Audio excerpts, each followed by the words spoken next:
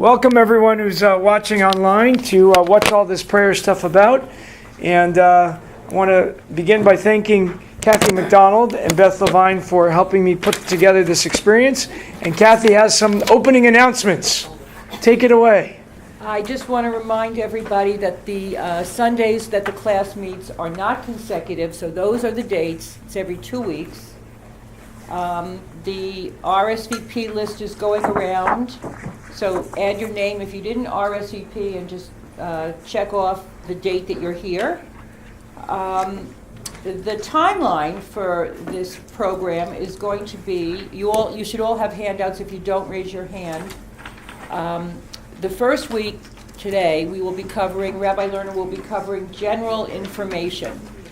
Second week will be Shachrit, and the third week will be Mincha Marav. Shachrit, there's an awful lot, so if we, by some chance, get through the introduction, the general information today, maybe we'll start on Shachrit. God willing. Rabbi Lerner is going to teach in sections. You'll see the outline, and every few sections he will stop for questions.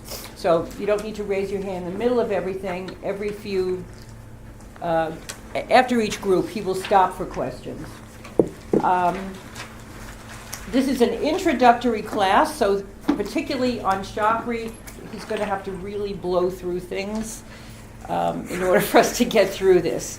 Not in a cold way, very warm, like a warm blow. A warm wind. But you know, it's not going to be. We don't have the time to do it all in depth, so it's going to be a kind of brief description of what's going on. You have 4 documents in your handout. The first is an outline of the class, then an overview of the 3 services. Color coded. Then the structure of the Amidah, and then a glossary. So pretty much, if he mentions some term in Hebrew, you don't have to try to ferociously write it down. It will probably be in the glossary and described for you. Please remember to bring your handouts to all remaining classes. And with that, Rabbi Lerner, take it away. Thank you so much, and thank you all for being here. My goal is that by the end of these 3 classes, you will be able to walk into pretty much any minyan or any tefillah experience, because a lot of the things that occur in a weekday Shachrit or a weekday Mincha Marav service apply to Shabbat and holidays as well, and feel comfortable and have some access to it. I take 7th graders and their parents through the fall in a learning experience where we learn how to put on talit and tefillin, and we learn some of the basics of the weekday morning service. And just now we transitioned to a more spiritual service, and we didn't even need a siddur, right?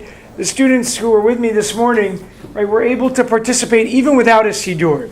And I want you to feel like you can walk in. There might not be every part of the experience that's easily accessed, but I want you to feel like there is a level that I can understand what's going on, and I can also, more importantly, participate in a meaningful, personal way that helps me connect to something spiritually. And that's absolutely the key. Most of us did not grow up at a young age participating in these kinds of experiences, and so they become very foreign and not something that we're used to. And there's a real disconnect there. There's a lot of parts of our lives where we're very accomplished and very knowledgeable and very successful, and we feel like experts. And large swaths of knowledge in our tradition we know a lot about, or not in our tradition, beyond our tradition, in our professional lives. Things that we know from media and the news. But our own tradition sometimes gets overlooked. And so my goal is to sort of give you a few tools from this toolbox of our tradition that will help you both participate in a communal moment, such as Shachrit, Mincha, or Marav, be a part of a minyan, or even just to open up your own practice. In the spiritual Shachrit that we just had, right, my goal is that you could just take 5 minutes any day and use some of the tefillot, some of these practices, and bring them into your own life in a meaningful way. And that's really my goal. we're going to jump into the beginning of the outline. So hopefully everyone has it. We're going to use that to both stay on track. And we're going to cover, as Kathy said, in sections. So Kathy's already covered what we're going to teach, learn about in the 3 classes. I'm now going to jump to what is prayer. Now, of course, I could spend all 3 classes discussing what is prayer. Prayer is a lot of things, right? Prayer is about wishing for things and hoping for things and articulating, right, desires. Today, I was holding in my own Amidah prayer, right, people that need healing in our community, people who need consolation after experiencing losses, right? And I was thinking about them. Those are the things that I was hoping for in my own tefillah this morning. So prayer is about articulating hopes and wishes. I'm not a big believer in supernatural miracles or supernatural things. I don't actually believe that my tefillah is going to heal someone. It's more about my knowing in my own heart that I have a sense of love and care for someone and that they know that, right? A lot of the people that I was thinking about this morning know that I am praying for them or for their family members. And so there's a kind of a spiritual connection. There's a realm where, it's not just happening on this 4-dimensional universe of space and time that we normally inhabit, but it's on a different level, a much more emotional level. So prayer is about our hopes and wishes. Prayer is about knowing what's most important in our lives. Right? What are the values that we want to stop and think about each day? Right? Our Amidah, which we'll look at more in depth, and you have a whole chart, takes us on a list of priorities, the things that are most important. Right? We need our physical health. We need, right, to be sustained, prosperity. We need that. Right? We need wisdom, intelligence, the ability to stop and ask good questions. Right? We need compassion and the ability to care for other people and for ourselves, right? We need forgiveness. A lot of times we need forgiveness and we need to bring that to ourselves. We need to be gentle and compassionate with ourselves. And the Amidah sort of lists, these are the things that are most important. As a matter of fact, a lot of people use the Siddur, the prayer book, as a guide to see what are the values and the things that are most important in our tradition. What are the things that our tradition says, this is what we believe, this is what we think are priorities. More than other texts like the Talmud or even Maimonides' Guide to the Perplexed, kind of classical philosophical works in our tradition. The Siddur, right, are the things that our people have decided these are the things that are important. Right? Oftentimes there's disagreements. For example, in the 9th century, right, there was a disagreement about the first blessing before the Shema. And the people wove into that blessing, right, which was a universal blessing about light and nature, and we're going to see it next week or 2 weeks from now. And there was a universal blessing just talking about sunrise. And the people added in, because they were living in Babylonian exile, and they missed Israel, and they missed Jerusalem, and they added in Zion there. And the great rabbi, Sadia Gaon, comes along and says, you can't do this. There's a universal prayer. It's not just, you can't just throw in Israel everywhere. I know we got a lot of Israel, and that's fine, but this part you can't do. And he was outvoted. Not like with an actual election, but because the people said we miss Israel so much, even in our universal blessing, we want a reminder about Israel. And so sometimes it's about the people deciding what are going to be the values and what we're going to articulate. And that's a fascinating history in and of itself. Tefillah is about, most importantly, pausing and getting in touch with ourselves. All of the tefillot, right, pretty much were written by people just like us, responding to a certain need, a moment in their lives, a moment in the day, sunrise, sunset, right? They were responding to a moment, and they wrote prayer poems in order to go to a deeper place. And the ones that are in our Siddur sort of have stood the test of time. And these are the ones that have sort of echoed through the generations and through the millennia, that these are the prayers that our people recite. Now, why do we pray? For some of us, we don't pray at all. We find it very difficult to get in touch with tefillah and prayer. But there is a deep and human need to articulate things that are in the heart. There's a great Hasidic practice, right, that you're supposed to do. It doesn't work as well when it's minus 25 in the wind chill, but it's a great Hasidic practice other days of the year to go out into the woods. And the Hasidim, right, living in 18th century Eastern Europe, would many times do this. They would go out into the woods and perform what was called hitbodedut, being alone with oneself. And in that hitbodedut, sometimes they would have the practice of actually speaking out loud. So you can imagine if you were walking through the woods and someone was standing there in front of a tree talking to it. And they would say that there's something about speaking out loud that's incredibly powerful. Sort of hear yourself speaking. And they would say, these are the things that I care about. These are the people I'm thinking about today. These are the concerns that are in my own heart. And often we don't stop, especially in our modern world where we have a very scientific, rational approach, and we don't stop. We just kind of keep going. And tefillah articulates a kind of a deep need to pause and to articulate what's in our own heart and to get in touch with that. In the spiritual shacharit that I was just leading, right, we used mindfulness meditation to really stop and just bring our mind into a more calm place. And we don't do that. Now the truth is, if you are in a very scientific place, the science all backs all of this up. That all of these practices, tefillah, mindfulness meditation, right, all of our traditional practices actually are helpful. And they provide incredible benefit. And the science shows that. We pray because we have a deep human need to get in touch with what we're feeling, to pause, to be reflective, to deepen a moment. Sometimes it's a sad moment that we need to really inhabit and get into a place of sadness and suffering. And sometimes it's simply to extend a happy moment, what we call hakarat tov, right? Acknowledging the good, right? And we're celebrating a happy occasion. And it's also about being in community. For us as Jews, you can pray alone, and that's, I think, very important to cultivate that practice. But the real power is when you come together in community. That's when you get to really look into other people's eyes and maybe even know what they're thinking about and the people in their lives that they're thinking about. And then you're able to kind of take tefillah and prayer and bring it into a more powerful experience. That's why certain prayers require a minyan, require a quorum of 10 adult Jews, because we need to be in community to fully experience prayer. The third part, where do the prayers come from? Now, they come from a lot of different sources. The Siddur is really an amalgam of all different greatest hits of our people.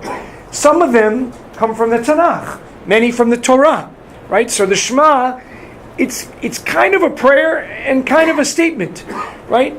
We kind of use it in two ways. In the Torah, it's simply, this is what you should do. Listen up, Jewish people. There's one God. There's a oneness of the universe.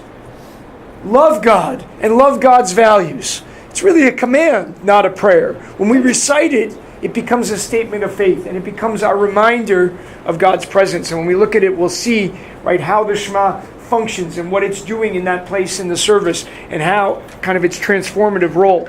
But most of the prayers come from after the time of the Torah or the Tanakh, the Hebrew Bible, and they come from later sources. Many of them come from the end of the Hebrew Bible, meaning, right, the Hebrew Bible has, of course, the Tanakh, right, has different parts. Tanakh, right, the Torah, the T is for Torah. The N is for Nevi'im, the prophets. That's our Haftarot and things like that.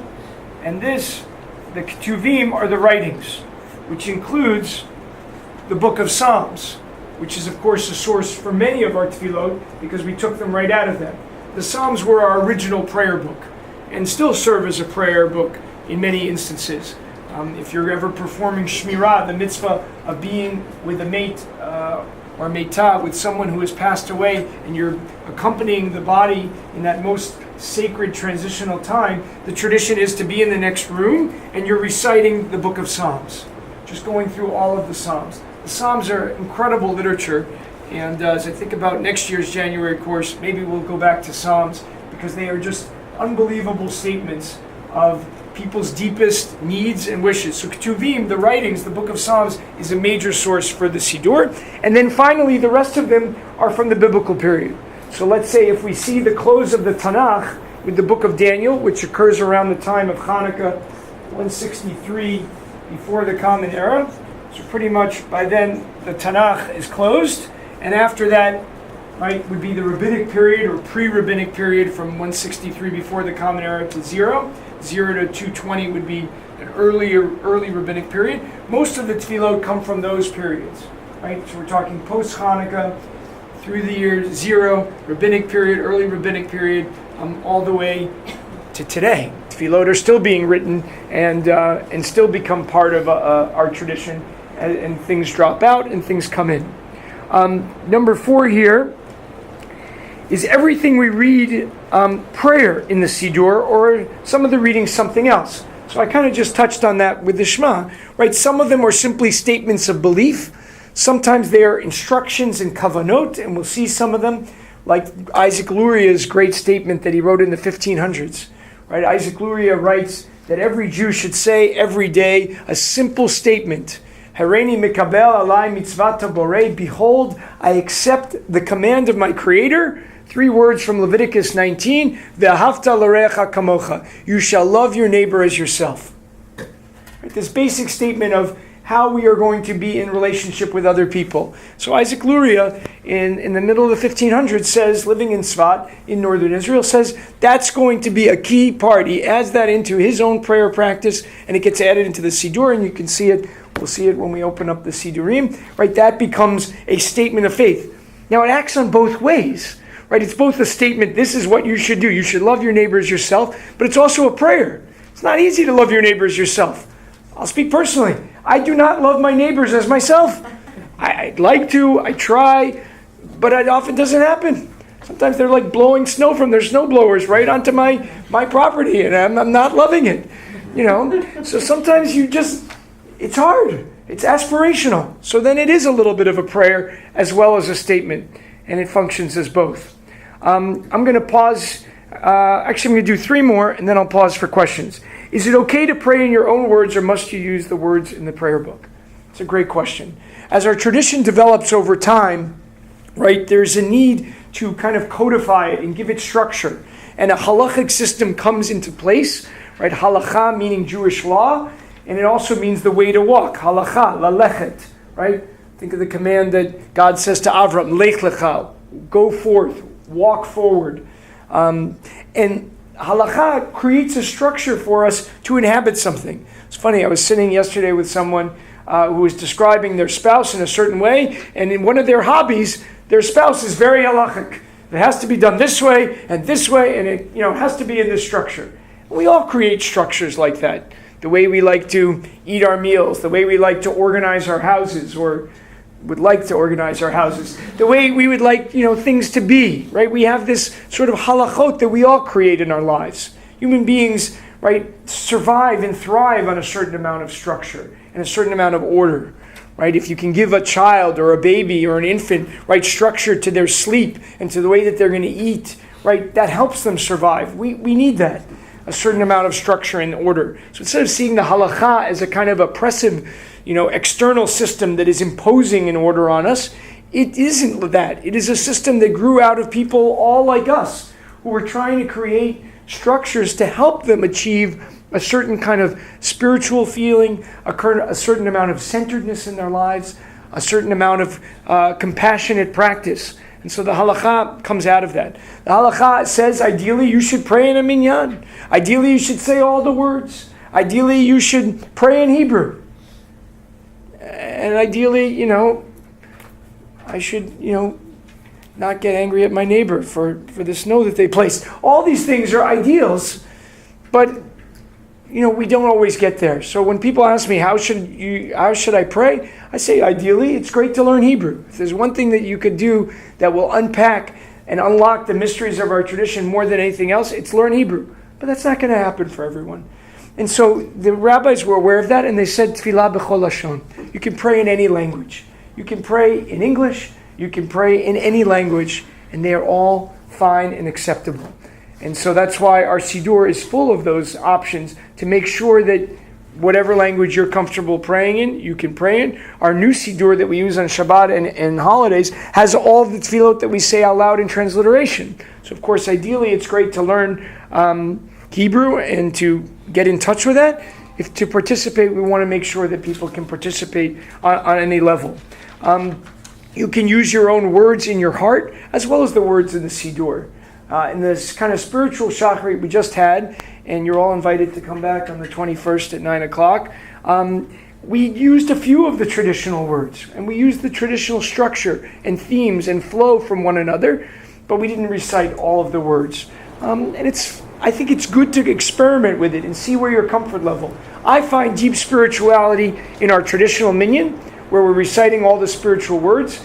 I had a kind of help with that because I grew up doing that, going to yeshiva where the kind of mindfulness practice was in just saying lots of words quickly. It wasn't like we thought about what every word meant. It was just reciting them, and you kind of got lost in a trance of words. It became a wordful meditation instead of the mindfulness wordless meditation. I find meaning and value in all of those. And each one of us is different. For some of us, it might be music and song that carries us away, and taking a melody and holding on to that might be the most powerful tefillah. And for others, it might be other words of the Siddur, other words of our own heart. One important teaching on this is that no matter which words you use, the Siddur, your own, you have to make it new each time. The rabbis say that when you say the Amidah, the standing silent meditation, you have to always make something new. It has to feel different than the last time you recited it. I feel that very acutely when we do Mincha and Marav back to back, in the summertime at 7:30, and you just said an Amidah, and now it's like 10 minutes later, and we got another one, and you're like, wait a second, I just did this.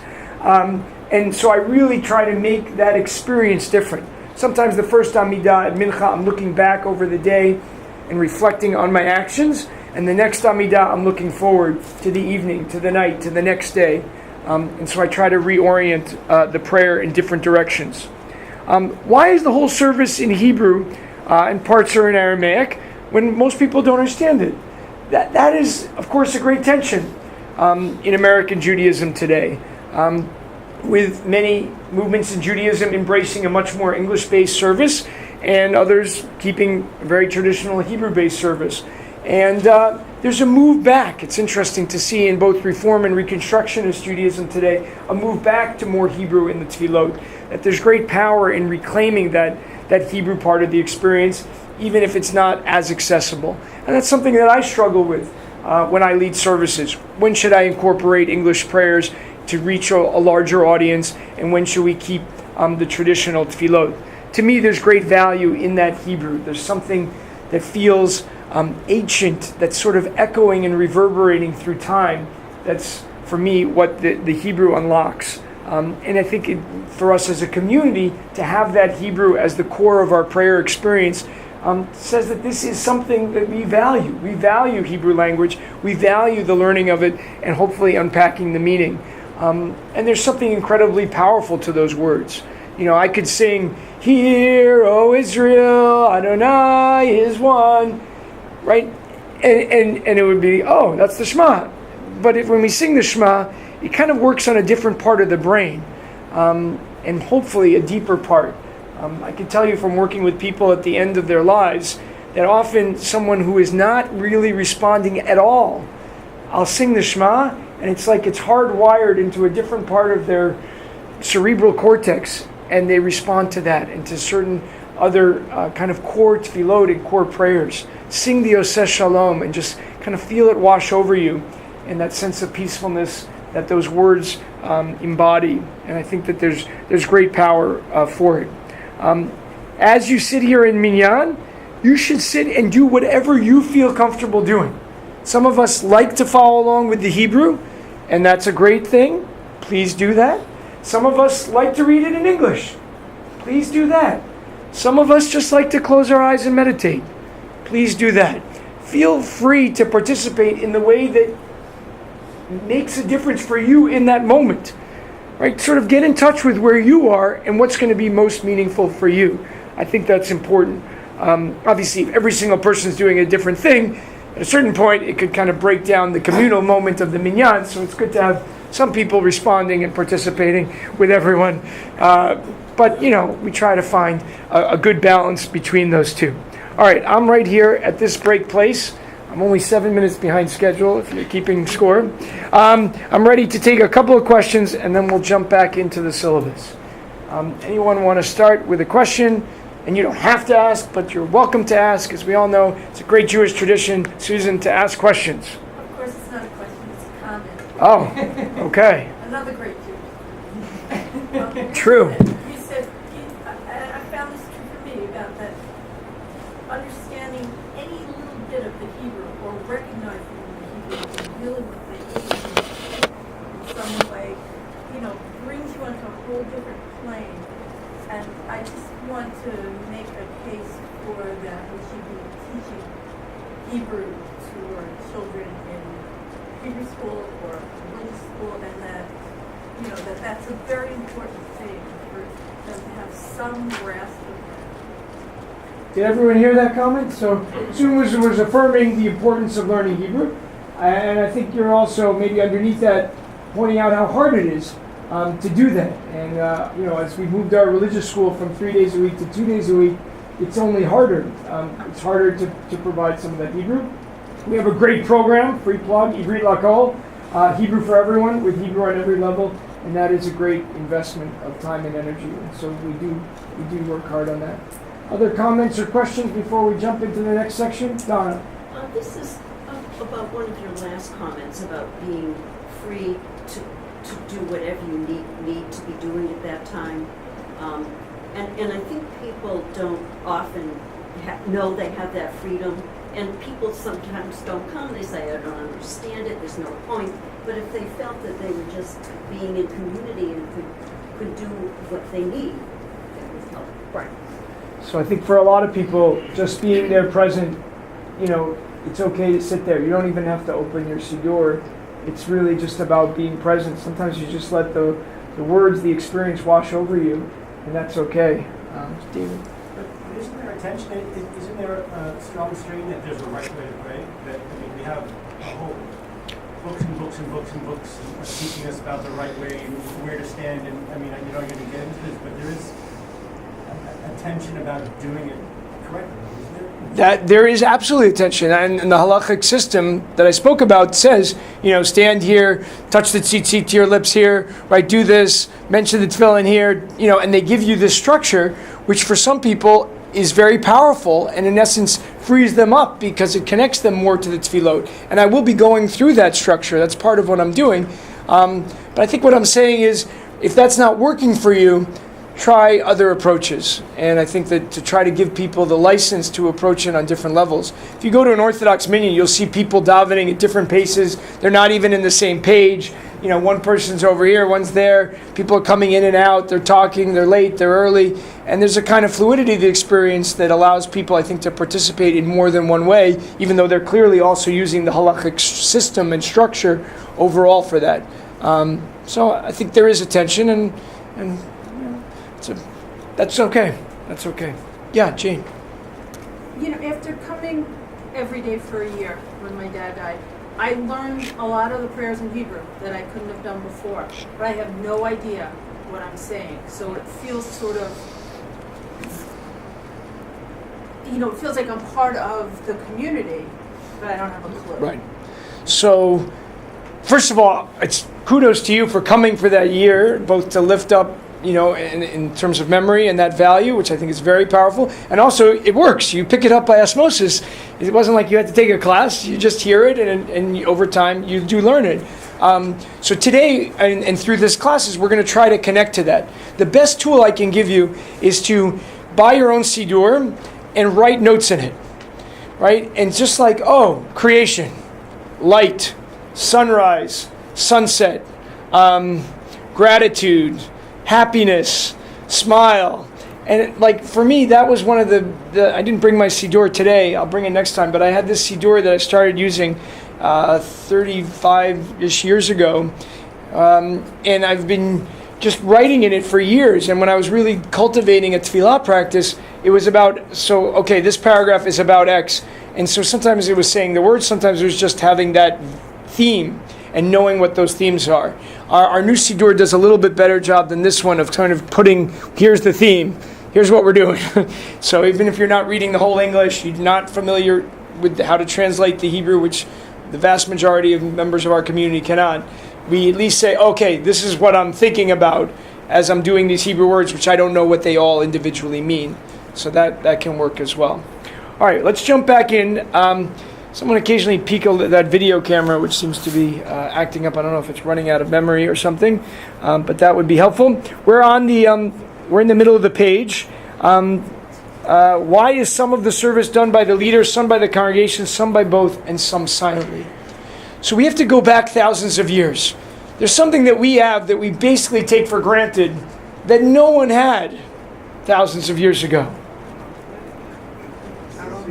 It's called books. When was the printing press invented?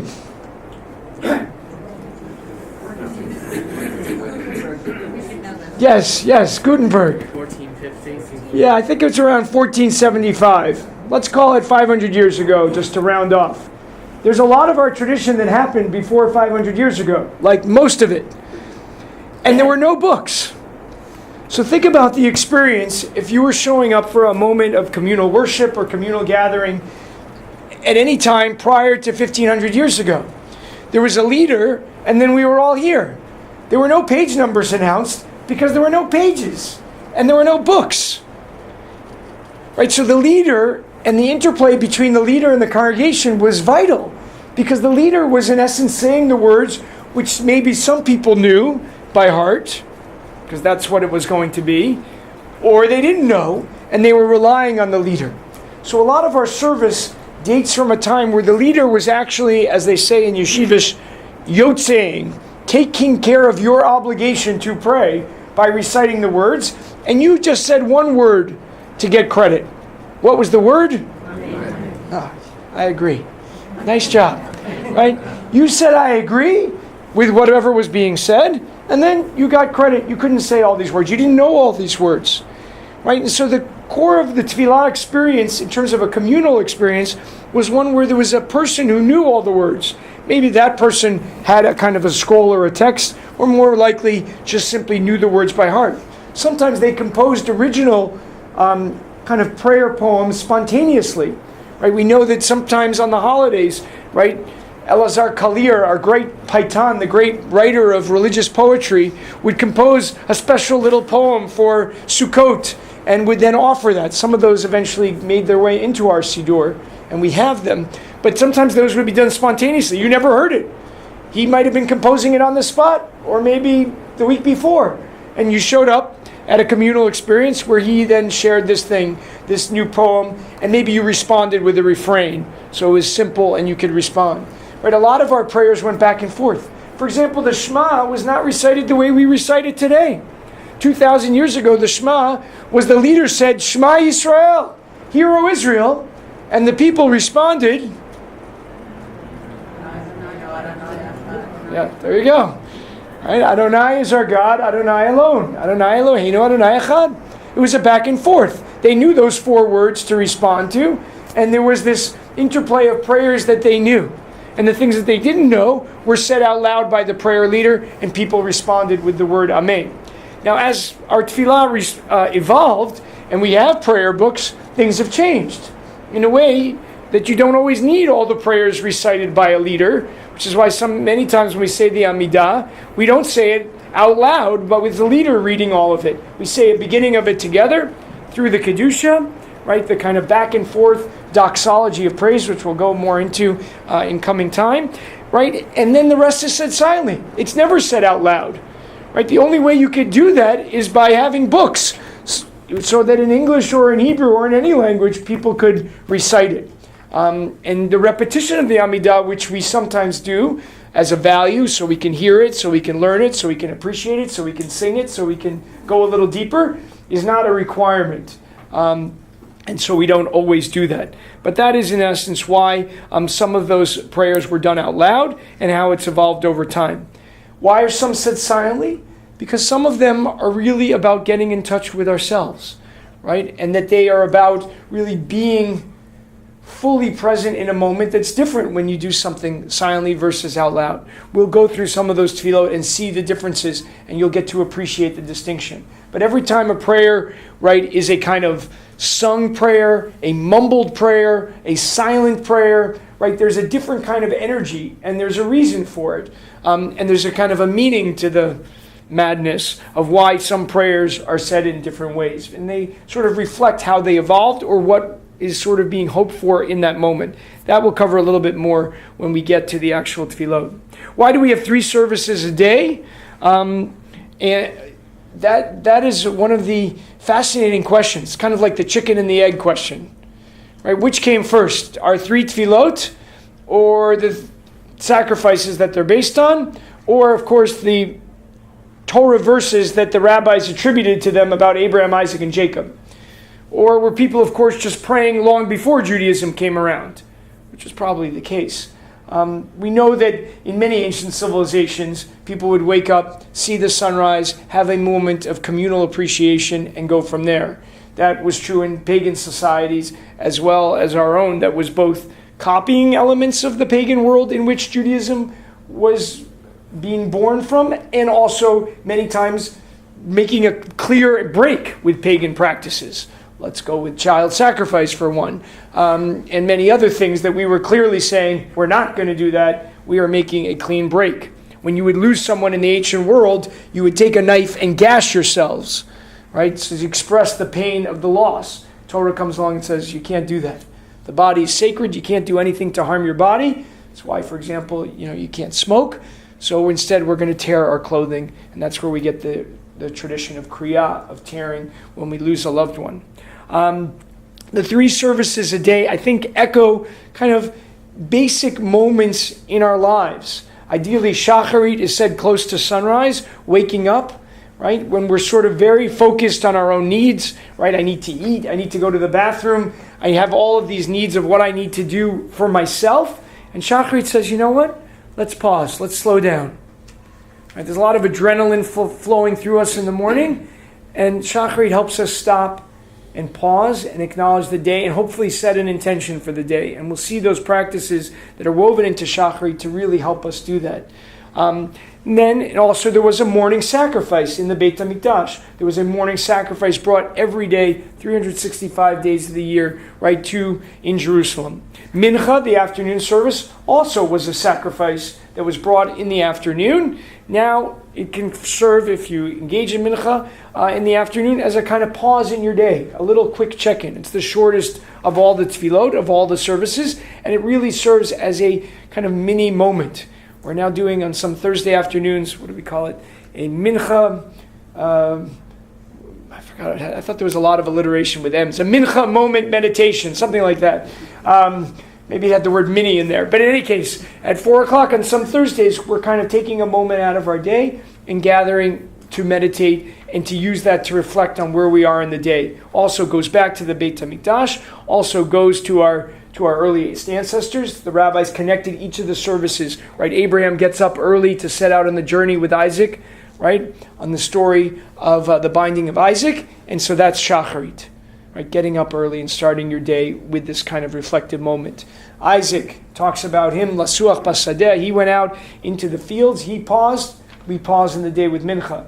Yaakov lying down, Jacob lying down at the end at Beit El, putting the rock under his head, right? At the end of a day, that's Mariv. Mariv is the 3rd service. Just so you know, Mariv is a much more recent invention. Originally, Mariv was optional. And the reason was probably because it was dangerous, right? It was dark at night. There weren't any lights. And so they really didn't want to have to gather as a community at night unless there was a full moon or some other way of being together or on certain special occasions. So Mariv originally was probably a solitary experience that people participated in alone in their own homes. But over time, that optional service became more formalized. For us, it's about letting go of the day at the end of the day for Tfilat Ma'ariv.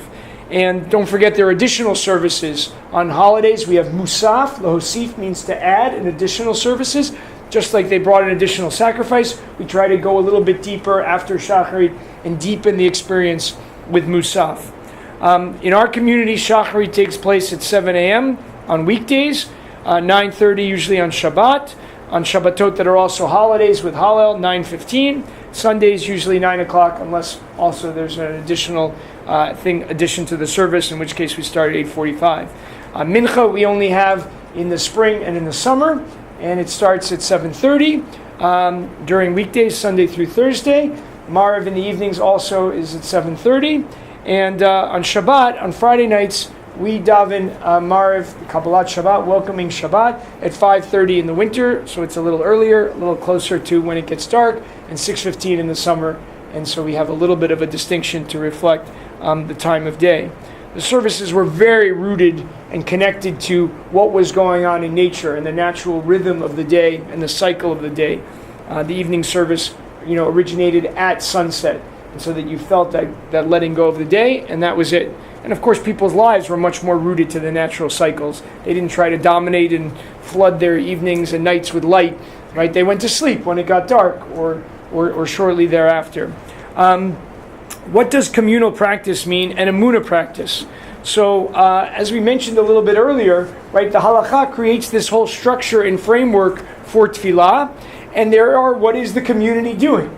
So, for example, in our community, it's a value to recite the tefillot in Hebrew, and we try to do that. Even when we recite a prayer in English, we'll often recite the chatimah, the closing line, the signature of the prayer in Hebrew, so that we still have the Hebrew wash over us, and it's still part of even an English prayer moment.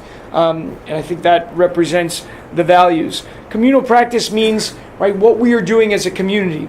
The rabbis in the Talmud write, Hakol keminhag hamakom. Everything goes according to the communal practice. So, for example, if you're in a Reform synagogue and everyone stands up for the Kaddish, you should stand up, even though you might not be used to that. If you're in an Orthodox synagogue and they stand for all the Kaddishes, then you should stand. So too, when people come to our synagogue, they should actually follow our practice.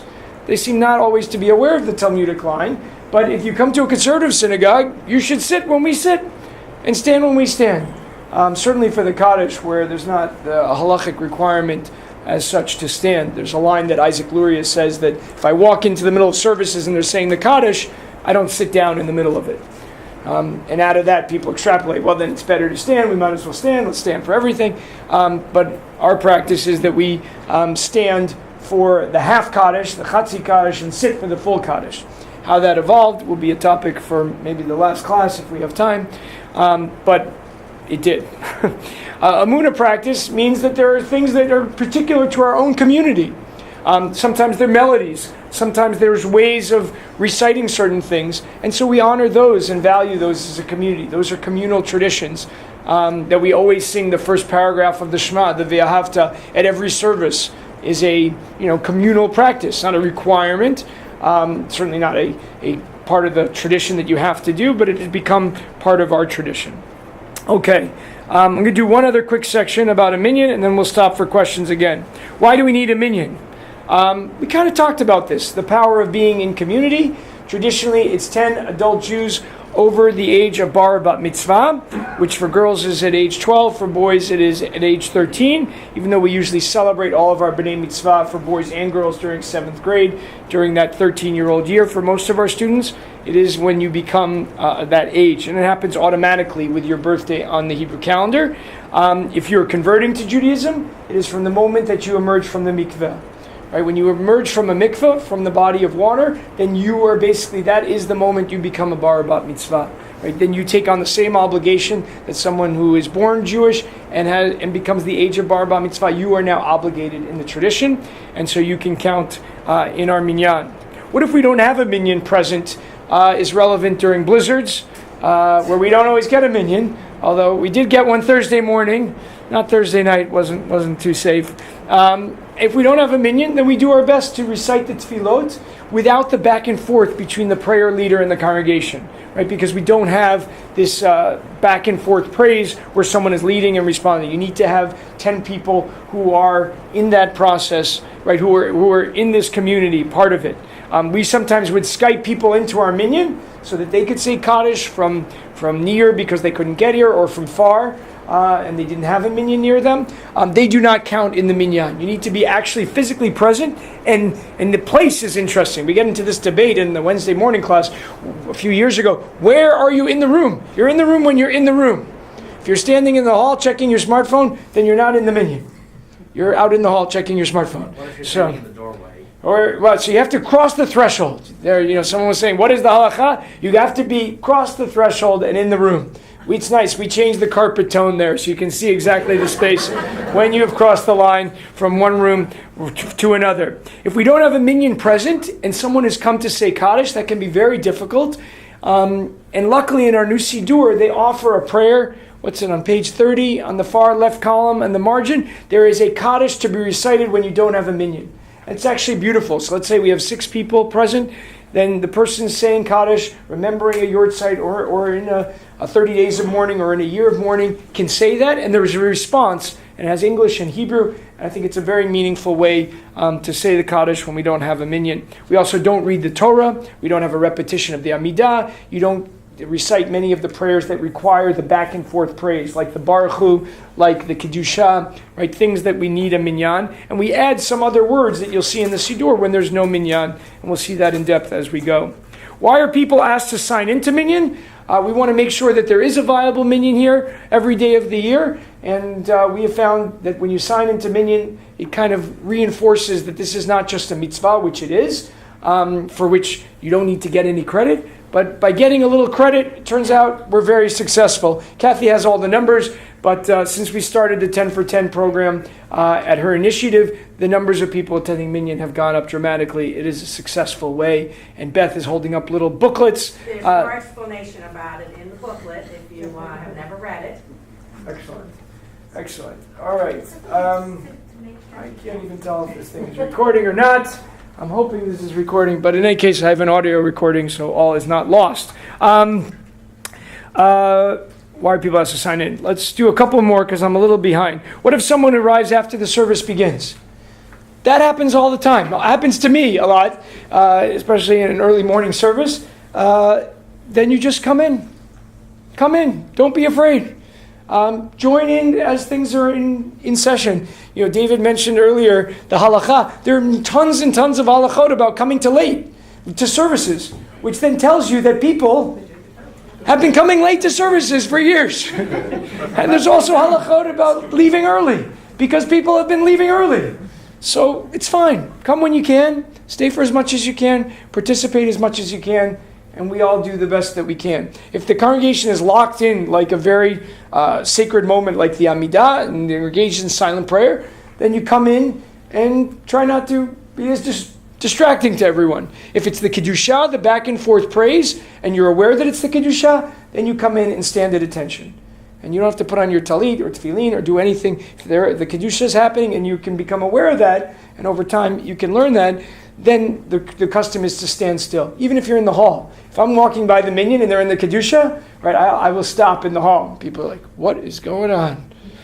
But I will stop because the tradition is you stop in that moment wherever you are. I've been on the streets in Jerusalem where I've heard a minyan on the street and I'll suddenly stop. And you'll sometimes see people stop. If they hear the Kedusha, they will stop and respond. That's our holiest part of the tefillah, and it's supposed to just lock you in, like the way they sound the siren in Israel for 2 minutes on, Holocaust Memorial Day, or on other Israel's Memorial Day for its soldiers and those killed in terrorist attacks. And literally everyone stops, stands, and has those 2 moments. The Kedusha is supposed to act like that.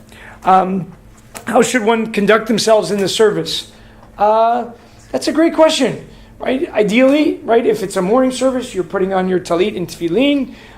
You have a siddur, you're using it or not, but you're kind of finding your own space, but being respectful of others. We'll talk about this a little bit more as we go through the tefillot, but the key moment for that is sometimes in the silent Amidah, right, where you're supposed to move your lips, as Hannah did, the mother of Shmuel, the mother of Samuel did 3,200 years ago, as she created this form of prayer, but no sound came from her mouth. If we're saying the silent Amidah and I can hear you saying it, then you're saying it way too loudly. The person standing right next to you, as you say your silent Amidah, should not hear you. There should be silence. That is, of course, the meaning of the word silence. So a silent Amidah means it has to be silent. So you really want at that moment not to be disturbing people. Sometimes you need to walk out and walk in, right? Just do so as unobtrusively as possible so that you're not distracting other people. If you see someone who's locked into their Amidah and you want to get to your chair and they're blocking you, then it's nice to wait.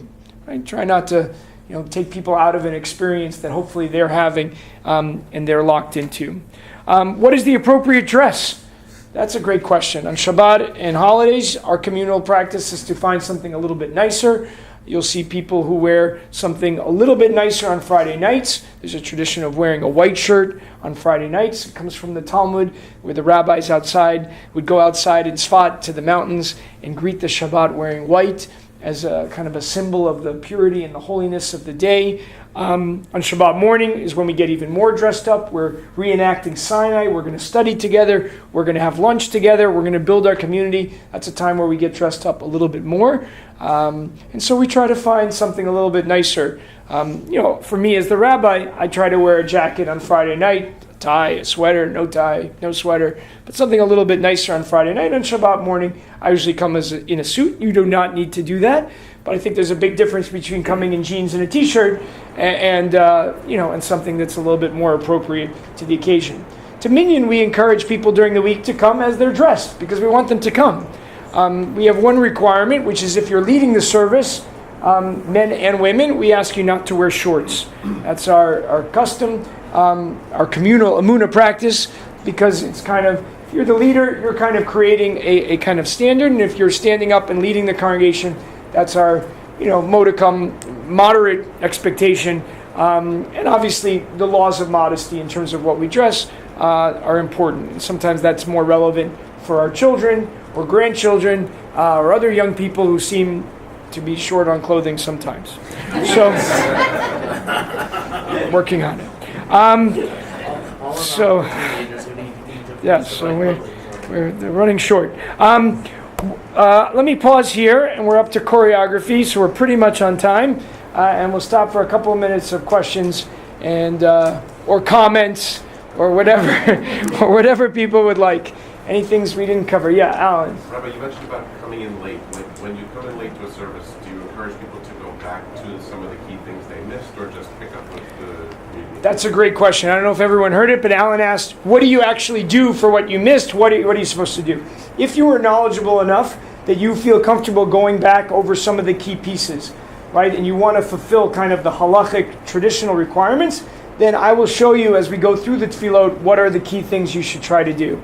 So, for example, if everyone's already on the Amida, you pretty much missed the service. You can go back to any point in the beginning and play catch-up. There are the basic points, and for the morning service would be to say at least the chatimot, the signatures of the blessings. So you remember the themes, creation, revelation, after the Shema, redemption. You say the Shema and do a silent Amidah. That's a basic prayer service. If I'm rushing and I only have 5 or 10 minutes, that's what I do. In our service this morning, right, we just did those closing lines. So at least we got the themes and we got the basic flow of the service. But someone who's less knowledgeable, then they should just pick up and join where we are. It's really about the balance between what people's kind of knowledge and ability is and what their comfort is and with where everyone is. And so sometimes that will change. And so I'll offer suggestions. If someone wants to know what should I do because I want to catch up and kind of fulfill the tradition, I'll walk us through some of those places as we go. But basically, in the morning service, it's the Shema and its blessings and the Amidah. In the Mincha service, it's just an Amidah. In the Marav evening service, it's the Shema and its blessings and the Amidah. There's other great parts of Shachri, the morning blessings. There's a lot of things I love to say, the Ashrei. So I try to at least dance over some of the highlights if I can, if I'm running behind. Yeah, Mark. If we're praying alone, is the Amidah silent or any other prayer silent, or should some be said out loud? Great question. So if you're praying alone, you would use the same practices traditionally that you would be doing right in synagogue. So the Shema should be said out loud, even if you're alone. The Ve'ahavta, the Baruch Shem line that said silently, still silently. Anything that's silent, you would keep that. Ve'ahavta is kind of in either out loud or mumbled. It should have what we call kol tefillah. I had this rabbi in yeshiva who would bang on the stender, and he goes, "Ani lo shomea kol tefillah." I do not hear the murmuring, the voice of prayer. Right? You want to hear a little davening. You want to hear something happening, and to distinguish it from the silent prayer. Now, I know some people, when they're really alone and they want to have a more hitbodedut moment, they will say the Amidah even silently out loud to kind of hear it and let it wash over them. But then you're careful that no one else is around you, and you can do that for an additional experience. Allison. Why do we sometimes have repetition of an Amidah and sometimes not? In our community. So I think it's the interplay of a lot of factors. In our normal minyan, on a weekday morning, we're really moving quickly. People are getting to work, so we're not going to do a repetition. On Sunday mornings, we have a little bit more time. We added in a repetition so we can hear it, so we can learn it, so we can sort of connect more deeply with the practice. We pass around a pushki on Sunday mornings at minyan, so we can give tzedakah as part of the davening experience, and that's on our outline. We'll talk more about that. So there's a value in having the repetition and not losing it. And it's the same kind of there's a lot of different factors, competing values on a Shabbat morning. Where are we in the service? How much time do we have? The skill of the davener, can they do a repetition? How long is the Torah reading and the Haftarah? Do we have time for it? Is there a value in singing? Have we not sung one in a while and we want to kind of bring a sense of joy? Is it a Shabbat where we could just use a little Yismechu, happiness? Yismechu, the song in Musaf, which when we have a repetition means let's be happy and joyful. And so we're sort of looking at all those factors. And so sometimes Rabbi Eiffel and I, or the Gabbai, or the prayer leader, will try to make a decision. And sometimes we'll do it once and not twice. If we have a bar bat mitzvah and they're leading Musaf and they don't know how to do it, then we're not going to do it. So we're sort of looking at that. But I think there's a value in trying to still have that be part of our communal practice. So I try to bring it in when there's time and there's skills. Sometimes the daveners ask us, and they say, I really want to do a repetition this Shabbat. Can we make sure there's time for that? Can we make sure that we do that? All right, we're gonna bring this ship right on and on home, on time arrival. Right, I'm getting points for on time, right?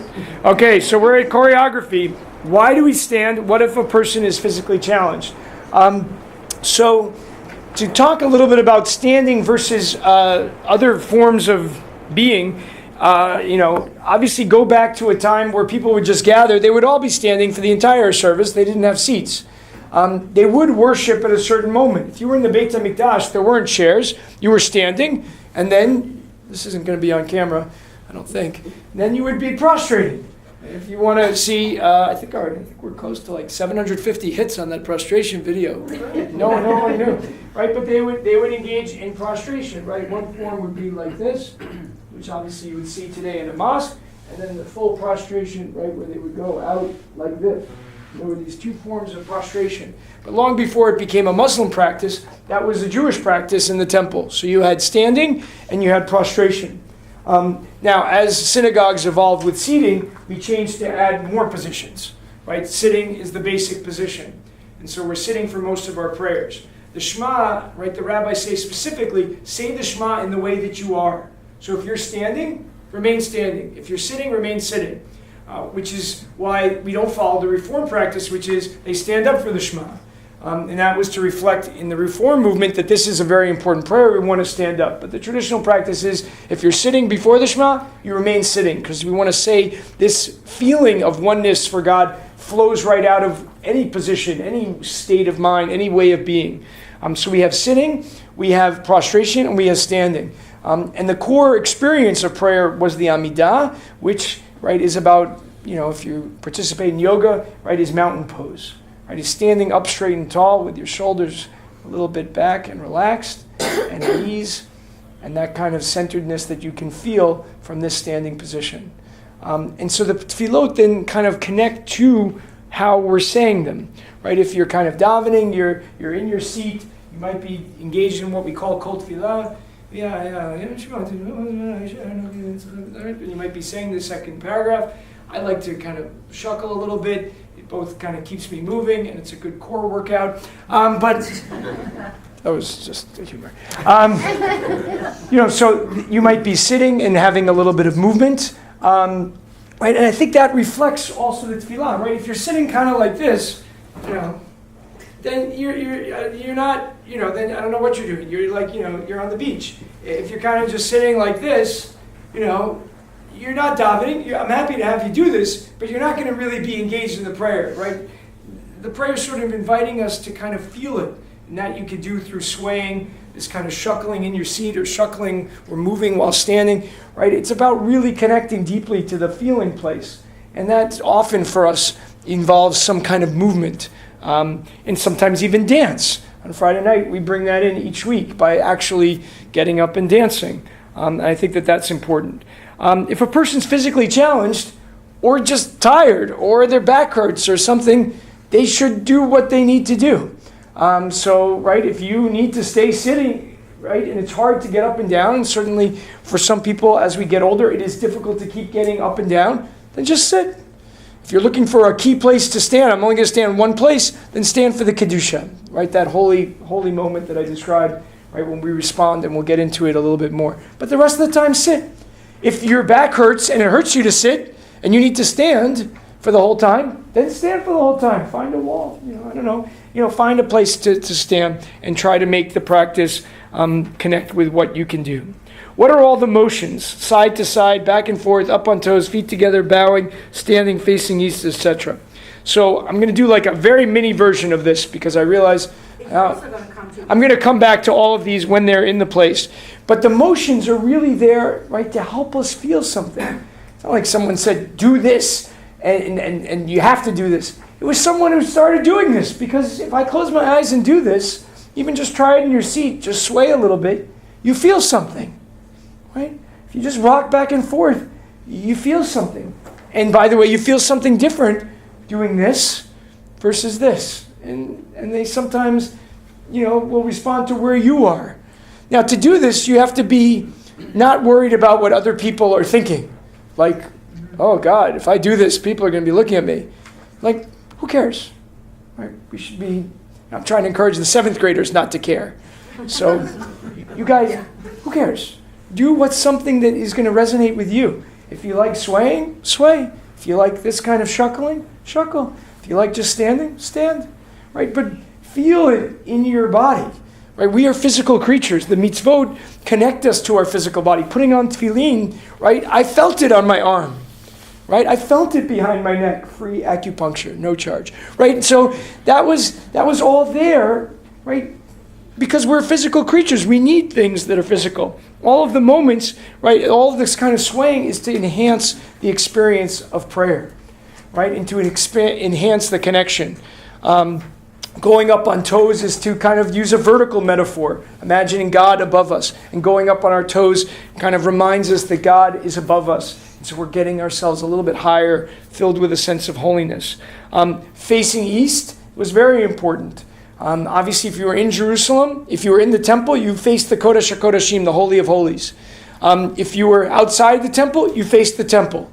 If you were in the rest of the city, right, you were facing that direction. And then wherever the Jewish people went in the world over thousands of years, we remain oriented to that basic direction. So if we were living in Poland in the 1800s, you would be facing mostly south so that you could be in the right direction.